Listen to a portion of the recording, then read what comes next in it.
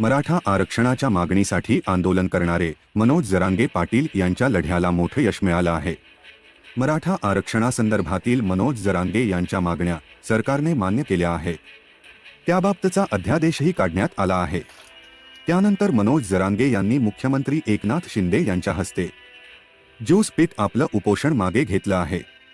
मराठा आरक्षण आंदोलक मनोज जरांगे यांची कुणबी नोंदी आणि सगळे सोयरे या बाबतची मागणी राज्य सरकारनं मान्य केली आहे।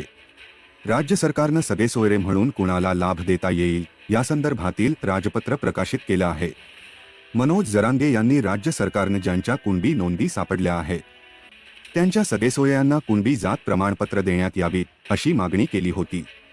मुख्यमंत्री एकनाथ शिंदे आणि मनोज जरांगे यांनी छत्रपती शिवाजी महाराजांच्या पुतळ्याला हार अर्पण करून अभिवादन केले। त्यानंतर शिंदेंनी जरांगेंना ज्यूस पाजलं आणि जरांगेंनी आपलं उपोषण मागे घेतल्याची अधिकृत घोषणा केली। यावेळी भाजपकडून गिरीश महाजनही उपस्थित होते।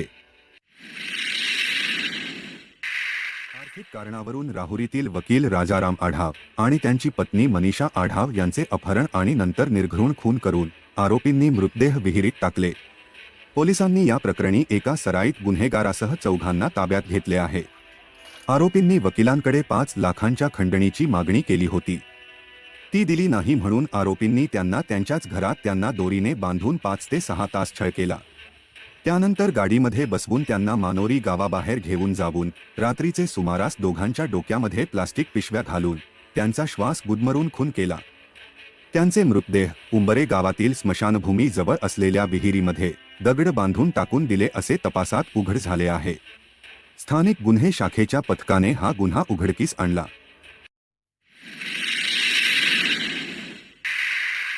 उत्तर प्रदेशच्या हमीरपूर जिल्ह्यात 16 वर्षाच्या मुलीशी अनैतिक संबंध असल्याच्या संशयावरून 60 वर्षाच्या व्यक्तीची निर्घृणपणे हत्या केल्याची धक्कादायक घटना घडली आहे।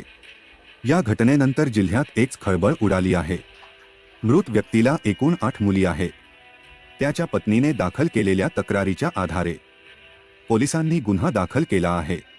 आपली 16 वर्षांची मुलगी गर्भवती असल्याचं समजल्यानंतर आरोपी पिता संतापला होता।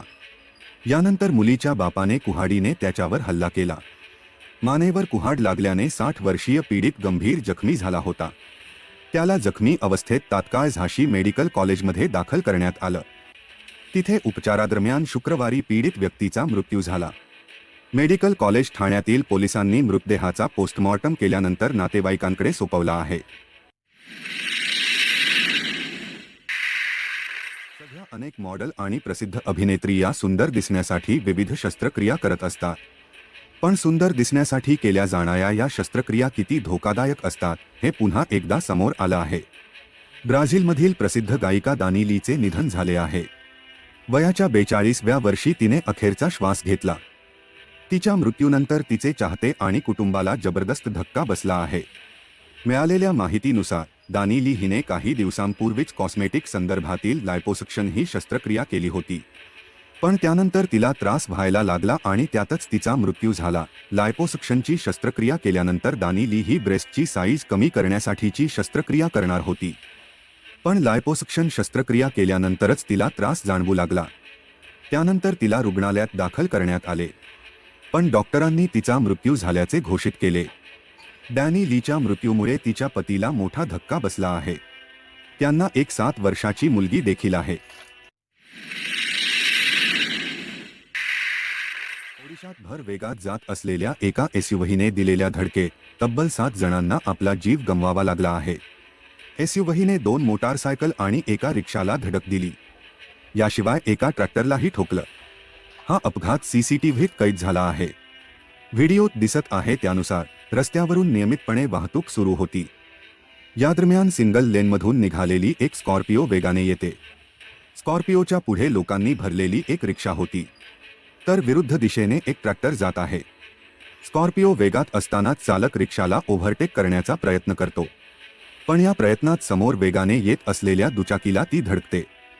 हा प्रहार इतका जबरदस्त होता की स्कॉर्पिओच्या चालकाचं नियंत्रण सुटतं आणि पुढच्या रिक्षालाही धडकते। यामुळे रिक्षा पलटी होऊन रस्त्यावरून खाली उतरते। दरम्यान घसरत जाताना स्कॉर्पिओ आणखी एका दुचाकीला उडवते। फक्त 2 ते 3 सेकंदात हे सगळं घडले। मिळालेल्या माहितीनुसार रिक्षात एकूण 15 जण होते.